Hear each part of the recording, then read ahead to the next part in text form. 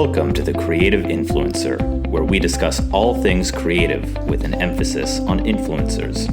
The Creative Influencer is hosted by John Pfeiffer. John is an entertainment attorney in Santa Monica, California, who represents influencers and other creatives.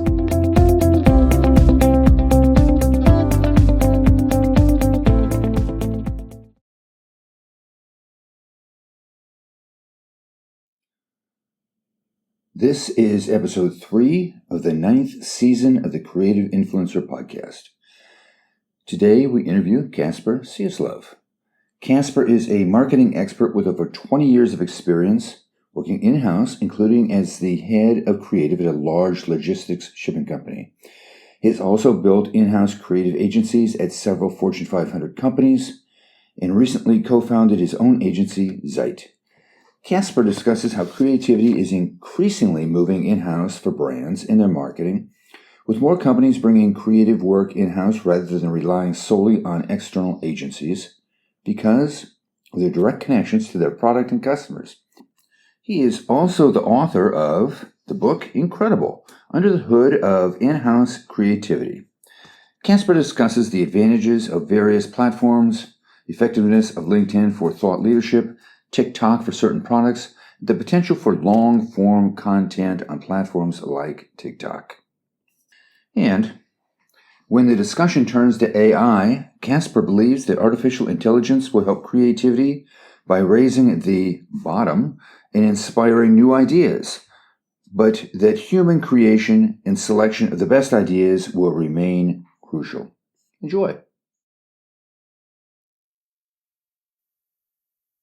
I am joined today by Kasper Sierslev. Welcome to the podcast. Thank you. Thank you for having me. So we were talking before we started the recording. Where are you physically right now?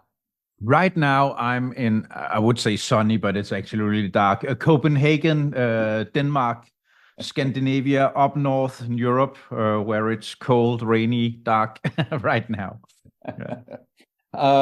Well, I'm in Malibu, so we have the polar opposites. Yeah. You are a marketer, and yes. Sorry. Known for especially in-house marketing. And you just wrote a book that came out a couple of weeks ago called Incredible. And it is. Give us a summary. So let me go a few years back. So I've been working with in-house marketing for, 15 years or something like that. Starting out being the head of creative at Maersk, which is a big logistics shipping company. Some people know it, some people don't. And then working in-house, building in-house creative agencies at 2 or 3 companies before we started our own company. And what I've seen for the last 10 years, I would say, is that creativity is increasingly moving in-house. And I thought I would write a book about how to work with creativity in-house, because traditionally in-house has more been like a cost-saving experience or something like that. Long introduction to the book, but that's what it's all about. It's tips and tricks on how to teach people to be more creative, but also why we need to be creative. And then finally, it's like a 3-section book, how to measure, how to prove, and so on. So, and we'll come back to the creative part of it, because that's really an interesting topic. But why do you believe more marketing is moving in-house? So actually, I think there's been in my experience, there's been like 3 waves of in-housing. The first one was really when people realized instead of going for agencies to do low complexity production work, like setting up brochures and doing sales collateral and so on. And that's probably started like in the 60s or 70s or something like that. And then when we got social media, that's what I call the second wave, when people starting to move content in-house, because you need to produce so much content. And the latest one, I think, is at least 5-6 years old since it started. I looked at some of the great award shows, and I can see that for in 2010, there were only 2% at the Cannes Lions Award, which is the world championship of creativity, in advertising creativity. And now it's about 20% or 18% that comes from in-house agencies. And it's big companies like Heinz, Coca-Cola, Apple that are bringing creativity in-house. And I think it's because when you sit in-house, you have greater access to the knowledge. Who you know the product better. You can actually observe customer relations better than you can do at an external agency. So I think that's one of the reasons, at least. So, have there been studies on if people are really more creative in-house versus an agency? No. So we do our own study, and then it's pretty much counting. So I don't believe people are more creative in-house. I think that's that would be a mistake. I think in reality, I think people would be probably more creative externally because they work with a lot of different clients. So in the broader perspective, they work with more clients, more different product problems that they can actually combine and learn from. Where when you're sitting in-house, you get that tunnel vision, and you only work with the same problems. But some of the things that we see is that sometimes you need that in-house agency, knowing the product better, especially when the product is complicated or the market conditions are complicated, like selling B2B, or we sometimes talk B2B2C or something like that. Longer journeys where you need to convince people and you need to understand the entire value chain. Then it makes sense. And I think creativity is such a broad term. So now I'm trying to narrow it down, but in reality, it could be a lot of different things. It could be creative in terms of being fast, for instance, or being to the right narrow audience. That could also be a creative approach. Right. So just in general, if someone were to come to you, let me rephrase that. If a college student were to come to you and say, I want to have a creative career, what advice would you give them?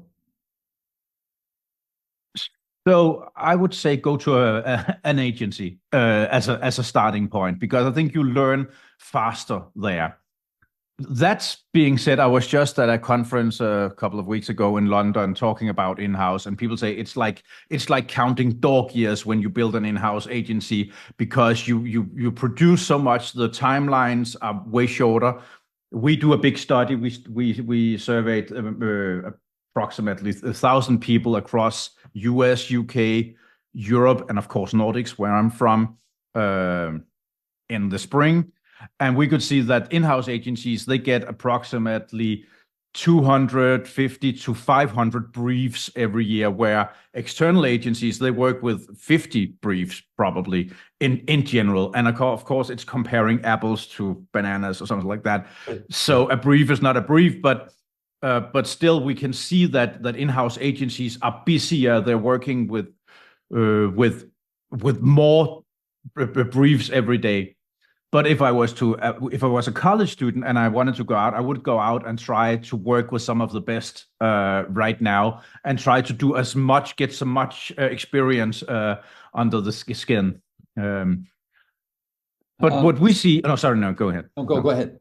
No, but what we see now is that a lot of experienced creative people coming from agencies are actually looking to go in-house, because it's more relaxed work environment. You also get sometimes more time to do better creative work, and you get to work more broad. So in agencies, you normally work on the campaign, the small or the big idea, but not really expanding out to all the corners, so to speak, of all of that. Where in-house you can create all the different variations, all the different touch points, and actually fold out the campaign across media. So I believe it was in 2020 that you released the book Moving In-House. Yeah. If I have my timeline right. I think that's probably correct. Well, let me rephrase that. Corona. Amazon Yeah. says through 2020. I had a lot of time on my hands. Yeah. Yeah. Yeah. So did everybody. So if you are a brand and you're thinking, gosh, this agency experience hasn't been working well for me. I want to bring in my marketing, especially my digital marketing, in-house. How do you start that? So there are actually two ways of doing it. So the traditional one is start by the low complexity things. That's what we've been seeing for the last 40 years almost. Yeah. That's bringing in graphic designers, copywriters, and so on. But in recent years, there's been a transition working towards paid media. So doing the social media, the media buying, and so on. And what we are experiencing in our company right now is a kind of mix where we can look at our own data because we're in-house. We can test an hypothesis on something, have an idea of this might work, and we can do it in small scale. We can adjust and we can learn from that. So really a mixture of media buying, creative people who are ready to test and learn and make mistakes in a smaller scale, and then people who can actually buy and adjust and scale. So I would probably look into media buying and some mid-level creativity, like content, social media. When you're in-house, do you focus, and you're looking now at digital platforms? Yeah. Which platforms do you believe are the most effective? It really depends on what you're selling, right? So for us, it's definitely LinkedIn. So that's thought leadership. That's and it's old-fashioned, even though the platform is, I don't know, is kind of behind all the other platforms in terms of working with it. If I were to sell probably any other things, I would probably look towards TikTok. That's what we are seeing right now. It works really well, but the social media platforms like Instagram is also working fine for a lot of our clients. Right. So I actually want to, I'm bouncing around a little bit, but I'm kind of listening to what you're saying in the TikTok. In the United States, there is an upcoming ban of TikTok. We'll see if that really goes into effect or not. But what's happening to TikTok in Europe? So it's still popular. I don't think it's expanding as fast as it was a couple of years ago. So right now, people are looking what's the next thing that I mean, that's at least the people I talk to in Scandinavia and the UK. But it's still working. I also think the demographics are getting older, more mature, but it's still extremely fast moving.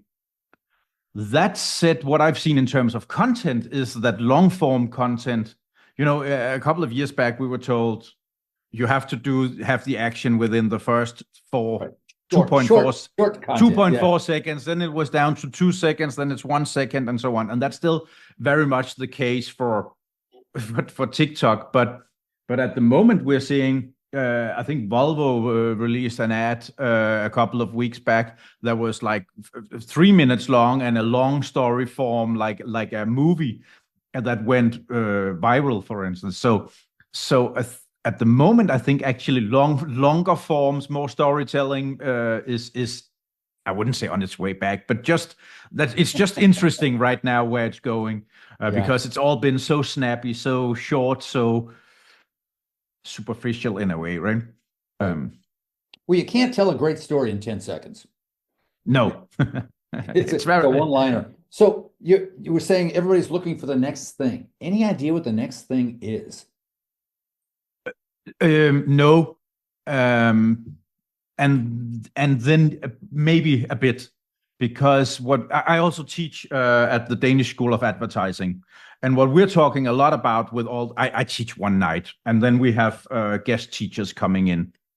And what we're seeing right now is actually that since you can do everything with AI and After Effects and digital things, a lot of the really great ideas are moving into the real world, So having, it's kind of old-fashioned, but having an experience, something that happens on the streets that people will themselves will take pictures of or share and film or something like that, or talk about. So it's not really the next big thing. It's old-fashioned, but it just seems to be a trend in, at least here in Scandinavia and UK, to have something. And then of course you have the cheaper version of that. That's something that's done with CGI that looks like it happens in the real life. But but it's not a platform. It's more like a concept thing. I'll put your future hat on to make some predictions here. With creativity, we're going to kind of circle back to creativity. How much will artificial intelligence help or hurt human creativity? I think it will help, but it also, it will definitely raise the bottom to somewhere. But it's also, we're also seeing a sea of sameness, and people, they buy if they're interested in something, if it stands out. So that's why I think there's a great future for creativity, because you need to stand out. You need to do something that looks different. And if everybody is doing the same, writing the same, in an ever-changing something that sounds like ChatGPT words, right, then doing something completely different, make mistakes, spell words wrong or something like that, will probably make a difference. That said, when I teach, I always say, we need to have a lot of ideas on the table in order to create great ideas. And it's really difficult to create 100 bad ideas in a row. So we need to keep going. But with the use of AI, I've never heard it put that way. I like that a lot. But that's I think that's a fact. When you keep going, and I share my bad idea with you, you take that, maybe you make it slightly better, you put it out there or say it to me, and then we have something that evolves. And with AI, of course, you can do the first 40 or 50 bad ideas faster, or get some inspiration to go in different directions. I don't think AI will replace, the selection of which idea is great, but it can probably inspire me to do the next 50 faster or better. No, I actually have a headline for this episode: "It's hard to create bad ideas in a row." I think if you didn't put that in your book, put it in your next book. I will. I think it's. I'm not sure it's in there. I think it's might be. I've said it before. At least it's in a weird way. It's pure genius. I've not thought about that. So if you're with a group and you're brainstorming an idea for a campaign, how do you jumpstart it? How do you get the creativity flowing? So I come from a musical background where I played jazz music at a nightclub when I was young, and I wasn't really good. I'm still barely decent, but the rest of the musicians were good, and they came in and jammed with us. So I learned all the jazz standards, so to speak, and it's like 20, 30, 40 songs that you need to know, and then you can pretty much, get in there. And the other people are doing all the solos. So what I saw was like, it's a method. So if you keep doing this, if you have that, then you can build on top of it. So what we do is really, really basic. We focus on, don't get too involved in your idea. Use a pen and paper or blank, a marker, and don't do too much. And then it's about creating those first 100 ideas. And I normally start with saying, are there any insights we can build on? Something weird or something we all say, oh, I know that feeling. So that's the first step. Are there any insights into what we're doing? And I mean, not maybe it's observations, but it's like people who don't own a car, they always slam the door too hard, for instance. Something like that you can build on. Or the way that you always hammer, on the bottom of the ketchup bottle. And at one point, something that we say, oh yeah, that's true. If we can build on that. If we can build on that one, that's something, we can all, we get that, that's funny idea. So that's the first one. Are there any ideas we can build from? Then we tried normally, it's putting up ideas. And the first one would be, are there any unique selling points? Because that's always nice to exaggerate on some way, something with the brand. And then we do something we called the cross method, which is forcing two concepts together. So let's say we're doing McDonald's, for instance, and McDonald's have free Wi-Fi now. So on one line, I put up. I ask people to say all the things you can remember. You can come up with McDonald's. It could be the brand assets, the colors, the golden arc, the logo, Mac something. It could be the colors. It could be the products, the sandwiches, burgers, French fries, and so on. So that's one line, and the other one would be the benefit. And since this was fast or internet, a free internet, the other one could be Wi-Fi simple. The what do you call it? The 3-4 lines. The lines. Yeah. Or it could be something that looks like a computer or something like that. And then you would try to force these things together. So you would take the Wi-Fi logo and force them together with French fries. And then you would have a Wi-Fi logo made out of French fries. Going on. Yeah. Or you could open the burger box or the sandwich box so it would look like a computer if you put it in a certain angle or something like that, and people would sitting. Or you could have a guy holding the burger like it's a computer mouse or something like that. So forcing these things together, that would be the second one. It works really well, and it kind of forces you to create new visuals that you haven't seen before. How much of this do you do analog, and how much of it do you do digitally when you're brainstorming like this?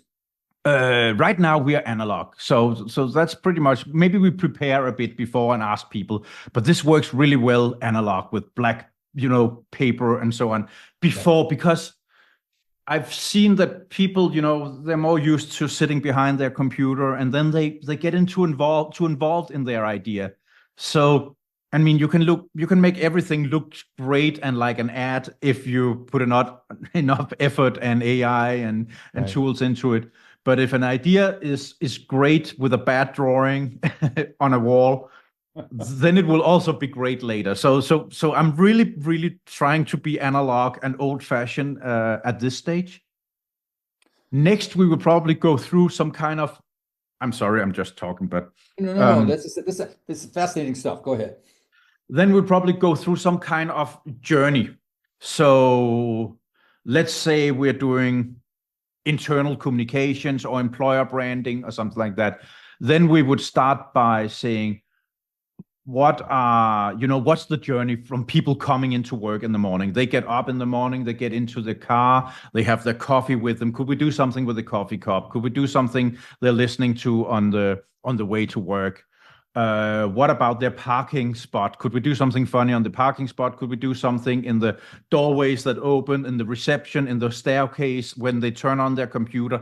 Or, try to go through a journey. Or it could be now it's just, people coming to work, the canteen, the toilets. Could we do something funny with the mirrors? Or so when you force yourself to go into a journey like that, then places or placements actually pop up, and that sometimes sparkle new ideas to say it would be funny to do something on the mirror, on the toilet, maybe put a fake mustache, so when you stand in a certain, or a medallion or something, I don't know, I'm just a funny hat, so when people are standing in front of the mirror, they see themselves as captain of the next ship, or I don't know, rambling, a McDonald's uniform or something like that. I actually hate to stop you because I'm having a good time here, but I try to keep the episodes at about 20 minutes. So I'm sorry, I'm just someone wants rambling. to buy your book, where can they find it? It's on Amazon, so it's pretty easy. It's called Incredible. Under the hood of in-house creativity. And if they want to find you on the internet, where would they go? They would look for my last name, because that's only me and my father and my two sons called that. So they would probably find me first. It's Sierslev. So thank you. I'll be right back.